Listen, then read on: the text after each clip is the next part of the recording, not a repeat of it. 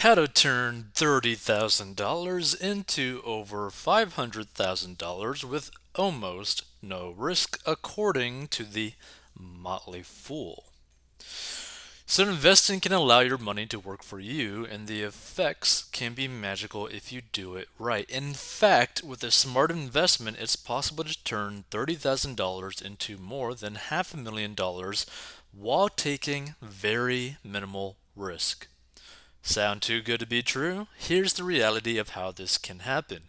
Which, by the way, this is actually not impossible. Some people might be like saying when like they stumble upon this episode, being like, "What? You can't do that." No, you actually can. So this one simple investment could turn into a huge nest egg. So how can you turn $30,000 into $500,000 without taking a huge gamble on losing money? It's simple. Put the money into an S&P index fund and leave it alone for 30 years. An S&P index fund is an investment designed to mimic the performance of the S&P 500, and that's a financial index made up of around 500 of the largest businesses in the United States, and is often seen as a proxy for the stock market as a whole, and it's consistently produced average annual returns of around 10% over the long term, which, by the way, you could literally go into the description of this episode right now, go check out Robinhood, right? Get a free stock by clicking that link, right? But then, guess what? You could literally just start investing right now into an S&P index fund and basically retire after 30 years, right? Now, you don't want to just put $30,000 and that's it and then just forget it, right? I would prefer it if people were to do every single month put money towards an S&P 500 index fund. Now, that being said, you need to be out of debt first so that you have more money available to you so that you could put that towards investments like an S&P index fund so that the compounding interest will be insane. The amount of money that you can make long term would be insane. So if you invest $30,000 and earn an average 10% annual return over the course of 3 decades, you should end up with about $523,000. So to get this $500,000 nest egg, you won't have taken a huge amount of risk either. The S&P 500 doesn't produce positive returns every year, but consistently over time. And large American businesses as a group continue to grow, so losing a lot of money by investing in 500 of them is almost inconceivable. In fact, if you had put your money into the S&P fund at any point and left it alone for at least 20 years, you would have turned a profit no matter how poor your timing was for your initial investment.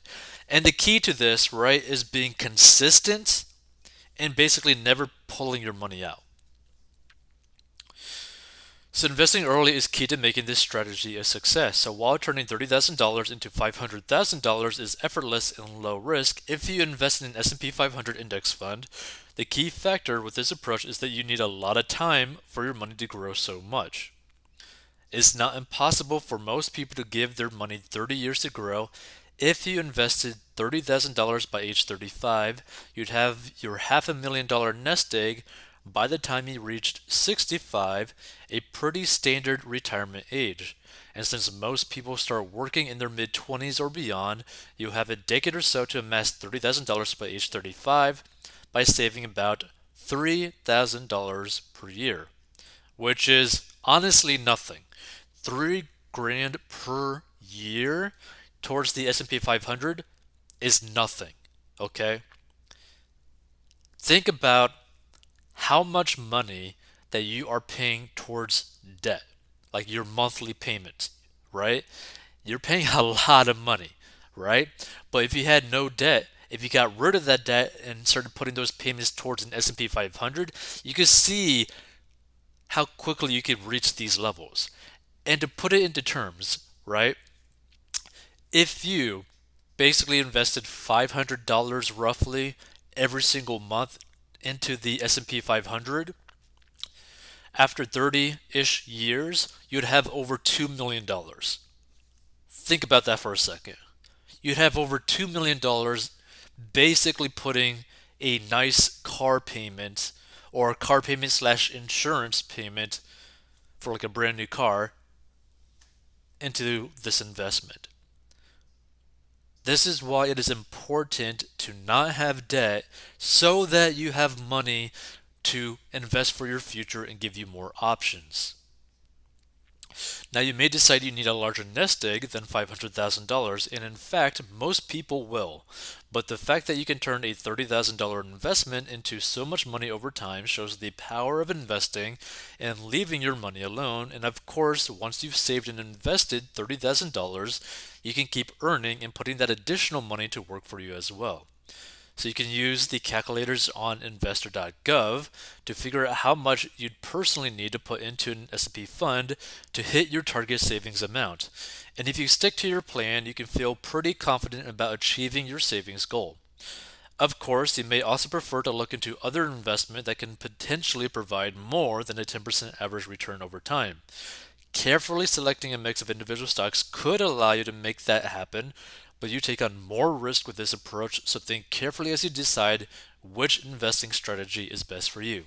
Now, here's the thing: if you do not have the time to spend every single day checking out companies, basically making that your day job, right? The best option for the majority of people is to invest into something like the S&P 500 and forget about it, but to consistently invest into that every single month, right? So if you're going to invest money, you'd be like, okay, I'm going to put $100 a month into the S&P 500. I'm going to put $500 a month into the S&P 500. I'm going to put $1,000 a month into the S&P 500. Heck, if I was making enough money, I'd put 100 grand a month into the S&P 500. That's the way to really think about it. So if you want to minimize the chances of loss and make sure your money turns into a small fortune over time, investing into an S&P 500 fund and sitting back and waiting could be the way to go. And here's the thing: I would have to completely agree with this article by the Motley Fool by Christy Bieber, like Justin Bieber. Okay? Because here's the thing: in the grand scheme of things, personal finance is not complicated, investing is not complicated. You just got to ask yourself, what are your goals in life, right? The way that I see it, and that the way that, 40inbox.com sees it, is that you should set your life up to where you have as many options as possible. And the best way to do that is by having no debt, having an emergency fund, and putting money in investments consistently for the long term, right? Now, you could always have money on the side to basically do like yellow bets, or basically be like, oh, let me put like a grand into like Shiba and become like a billionaire or something, right? Like, let me do like more risky stuff with this smaller amount of money on this side because I can, and I am not going to be financially destroyed by losing this side money, right? And that's the thing that a lot of people really need to think about in terms of personal finance, right? What are your personal goals in terms of your personal finance, right? Do you want to wake up every day and not have to stress about making your monthly payments? Do you want to wake up every day and be like, you know what? I could basically quit my job if I wanted to, right? You know what? I could start that business that I've always wanted to start because, I have no obligations. I don't really have a lot of bills. I live way below my means, meaning I have so much cushion that even if I were to screw up for a few months, not have any income, I'm still good. I'm still okay, right? You know what? I want to be able to travel to a different country every single month. Well, if you had no debt, if you had money in your emergency fund, if you had money in investments, and you were living below your means, You could easily go do that, right? You'd have the freedom to go do that. Oh, you know what? I want to just like buy a car for someone and just gift it to them, almost like a Mr. Beast style. Guess what? You could do that regardless of your income if you have no debt and you live below your means, right? So the thing that we really try to push all the time is for you to get out of debt because that is the most restrictive thing ever in anyone's life, right? Because that takes away your freedoms. That takes away your choices, right? Because guess what?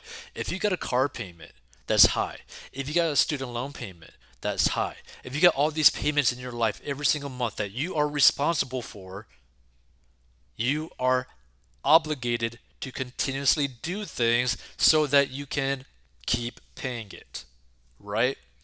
But if you had no debt, and you just had money basically piling up into your bank account that you are automatically putting some of it towards investments, you're basically going to be like, you know what?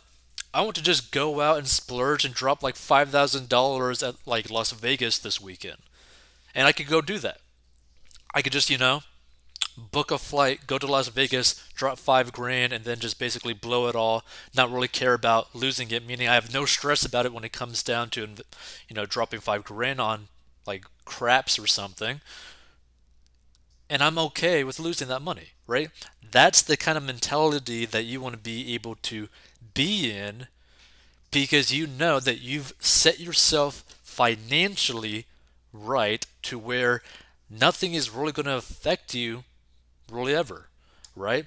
Because if you have no debt, if you have an emergency fund, and you had money automatically going towards your investments, it gives you the freedom of more choices, more opportunities, right? Not only that, you know how like there's that saying where the rich only get richer? That's because they are always in a position to act on opportunities that go past them, right? So they basically are like saying like, oh, something comes by, and if they had like 20 grand liquid, they could just go drop 20 grand into this potential opportunity and potentially end up making like 200 grand, 300 grand, right? But the normal person with a bunch of debt can't go and do that because they have no money available to them, right? They have no cash flow available to them. They have no liquid, large amounts of cash available to them, right? This is why you need to get out of debt so that you have more options available to you. So again, if you want to learn how to get out of debt, go to 40inbox.com because a lot of people don't realize just how important getting out of debt actually is.